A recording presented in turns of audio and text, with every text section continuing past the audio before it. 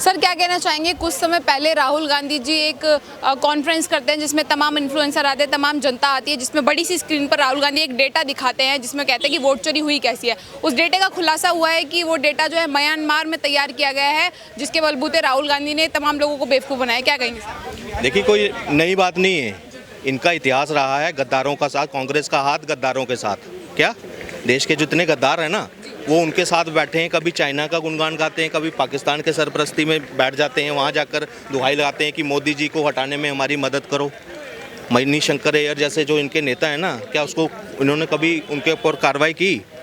Face festival में वो जाकर वहाँ कहते हैं कि हमारी मदद करो मोदी को हटाने के लिए। पाकिस्तान और हिंदुस्तान का रिश्ता अगर सुधारना है तो मोदी को हटाना पड़ेगा।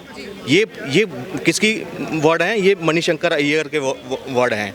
और ये जो कभी एटम बम, कभी हाइड्रोजन बम, ये बम से रिलेटेड तो कोई बात ही नहीं, उसके अलावा तो कोई बात ही नहीं है इनके पास। इनको सिर्फ बर्बादी चाहिए। किस एंगल पर? कभी विदेश में जाएंगे, लोकतंत्र ख़त्म हो गया, आप भारत की डेमो देखो, भारत में कैरोसिन छिड़क दिया है फलाना, आप इसमें इंटरफेयर नहीं करते। जब आप लोकतांत्रिक तरीके से मोदी जी का सामना नहीं कर पा रहे, उनको हरा नहीं पा रहे, आज सत्ता का लालच इतना है कि देश जलाने से चूक नहीं रहे ये आदमी। ये पूरी तरह से आज बेनकाब हो गए हैं। देखिए कहाँ से बन रहा है? जॉर्ज सोरस, म्यांमार में बहुत सा CIA वहाँ बहुत एक्टिव है। वो कई ऐसे नॉर्थ ईस्ट में प्रोपोगंडे चलाता है वहाँ पे। आज वहीं से डॉक्यूमेंट आता है किसके पास? राहुल गांधी के पास। और वो उसको कहते हैं एटम बम। अब देखो मैं मोदी को उखाड़ फेंकूंगा। मतलब इनकी पूरी स्ट्रैटेजी प्लान कहाँ से हो रही है? अमेरिका से, CIA से। ये वही तभी रोते थे वहाँ पे कि आओ यहाँ हमारी लोकतंत्र में इंटरफेयर करो। यहाँ पे इन्होंने देखा एक बार ही नहीं हुआ अभी तक। आप अगर लगातार सीरीज में देखोगे ना पिछले 2-3 सालों का, ये जो आंदोलन प्रोटेस्ट, सड़कों पे आओ। कभी संजय सिंह कहता है देखो अब नेपाल में ऐसा हुआ, पहले बांग्लादेश के लिए बोला था उन्होंने कि बांग्लादेश में हो गया तख्ता पलट, आप देखो हिंदुस्तान में होगा। सलमान खुर्शीद इनके कहते रहे। राहुल गांधी ने जो पूरा ये इतने दिन का कैंपेनिंग चलाया, वोट चोरी का जो झूठ वाला, वो सारा विदेशी फंडिंग थी, सारा लोगों को बेवकूफ़ बनाने के लिए कर रहे थे। विदेशी स्ट्रैटेजी है, मोदी को किसी तरीके से हटाना है। आज अमेरिका किसियानी बिल्ली की तरह है। ये करते थे जी हुजूरी, ऐसे होता था। इनके जितने प्रधानमंत्री कांग्रेस के थे ना, शर्म आती है आज के टाइम पर कि ऐसे प्रधानमंत्री वहाँ जी हुजूरी करते थे ऐसे, जी सर जी सर। आज मोदी है, वो आंखों में आंखें डालकर ऐसे चेतावनी देता है उनको कि भाई अगर हित नहीं है ना किसी चीज़ में, तो हम आपका हित भी नहीं होने देंगे। ये आंखों में आंखें डालने की शक्ति पता किससे आई है? जनता वही थी, वही सब कुछ पैसा था। उस वक्त क्यों नहीं आंखें दिखा सकते थे? आज ही क्या बदला मोदी जी ने? वही जनता, वही लोग, वही सब कुछ क्या है, अपने ऊपर विश्वास किया। इन्होंने कभी भारत के लोगों पर विश्वास ही नहीं किया, उसके युवाओं पे विश्वास नहीं किया, भारत की मार्केट के ऊपर विश्वास नहीं किया।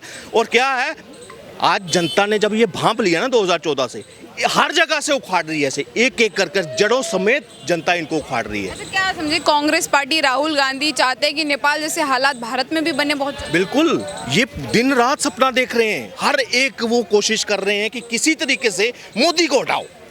यही अमेरिका का प्रधानमंत्री भी लगा हुआ है, वो भी CIA के माध्यम से हर एक प्रोपोगंडा, हर एक हथकंडा अपना रहा है। CIA, जॉर्ज सोरस अभी मलेशिया में गए थे, वहाँ अलेक्जेंडर सोरस से मिलकर आए हैं, जाकिर नायक से मिलकर आए हैं। जिस दिन मिलकर आए अगले दिन उसको एड्स हो गया, वो रिपोर्ट आ रही है।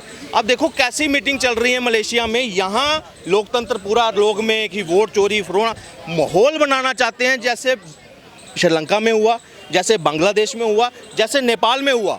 ये पूरा माहौल इंडिया में बनाना चाहते हैं। मगर इनको मैं एक चीज़ चेतावनी दे देता हूँ, ये कोई अस्थिर वाली स्टार, वो कोई मोहन बाबा नहीं बैठा है यहाँ पे, यहाँ मोदी जी बैठे हैं।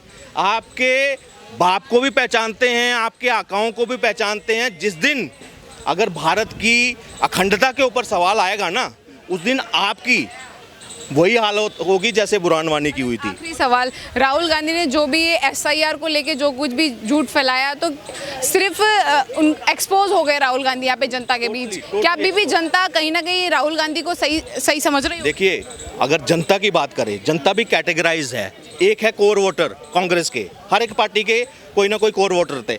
एक 20% वोट, मैं दोबारा बोलूँगा, 20% वोट ऐसा है देश में जो अगेंस्ट है भारत की आइडियोलॉजी से, हिंदुत्व की आइडियोलॉजी से, देश के विकास की आइडियोलॉजी से, उनका क्या है?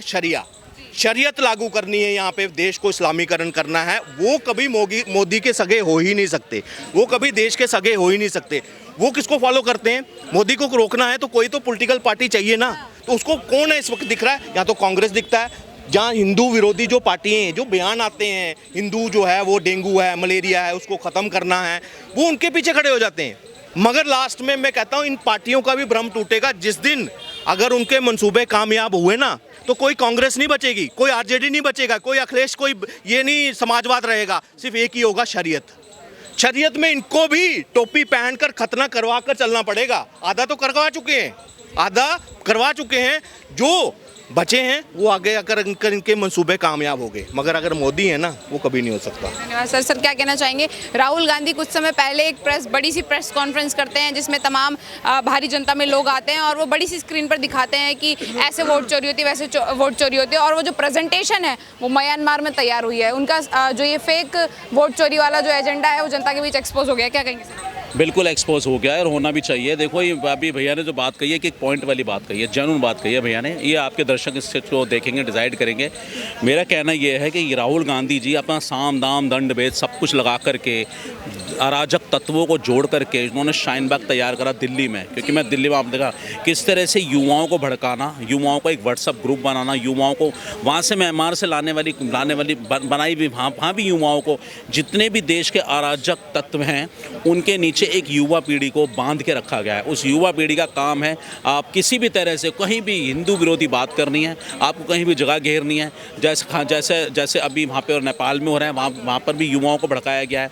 म्यांमार में जहाँ भी हिंदू कटा है ना, उसके पीछे चाहे अंग्रेज़ों ने ये वाली रणनीति खेली हो या आज वो राहुल गांधी, ये भी अंग्रेज ही, इनकी विचारधारा वही है। हिंदू बिल्कुल डिवाइड एंड रूल, फूट डालो एंड वही करो आंदोलन, तो वही सीख रहे हैं। इनका काम ही युवाओं के कंधे बंदूक रख के ये आखिरी हत्या अपनी हथकंडा अपना रहे हैं ताकि मुझे सत्ता मिल जाए, ताकि मैं दोबारा एक बार प्रधानमंत्री बन जाऊं। वो सपना पूरा होने वाला नहीं है, मगर देश और दुनिया को जानने की, सोचने की ज़रूरत है। ये युवाओं का भविष्य क्यों नरक में डाल रहे हैं? वो युवाओं जो पत्थर मारते हैं, सैनिकों को मारते हैं, तो इनको पता है, कह देंगे वो तो बेचारा नाबालिग है, अनसमझ हैं। अब युवाओं को भड़काना, युवाओं को उकसाना, ऐसे करके पूरे देश में जगह जगह ये कहते हैं ना, अभी एटम बम फेंका है। भारत में अपने ही देश में उथल पुथल मचाने के लिए विदेशी ताकतों का राहुल गांधी के सूत्र निकल रहे हैं कि फंडिंग हो रही है विदेशों से भारत में उथल पुथल मचाने के लिए। तो साफ जाहिर होता है कि कांग्रेस को देश से कुछ लेना देना तो है नहीं। राहुल गांधी एक ऐसे परिवार से बिलोंग करते हैं जो कभी हिंदुस्तान को अपना मानते ही नहीं थे। इन्होंने सिर्फ अपनी तिजोरी भरी है, अपना घर भरा है।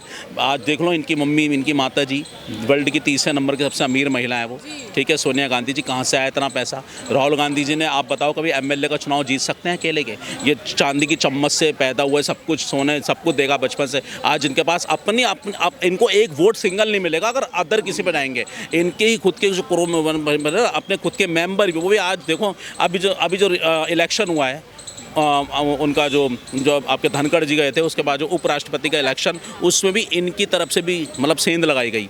इनके भी लोग बीजेपी को फॉलो करके आए, वहाँ पूरी तरह बीजेपी के ही बने।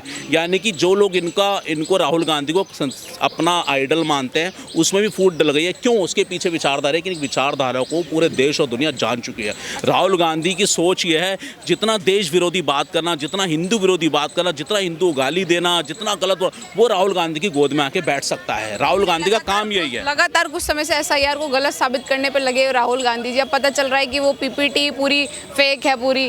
तो जनता तो अब समझ चुकी है कि राहुल गांधी जो है पूरी तरीके से जो फेक एजेंडा लेकर के आते हैं हमेशा। राहुल गांधी को तो लोगों ने जब ही समझ लिया था जब इन्होंने भारत तोड़ो यात्रा जोड़ो यात्रा जब निकाली थी, इतनी लंबी यात्रा निकाली थी। उस वक्त जब बराबर में इनके वो खड़े थे ना, स्टालिन जो कहते थे ये डेंगू है, मलेरिया, सनातन के प्रति घृणावादी अगर कोई शख्स है तो राहुल गांधी है।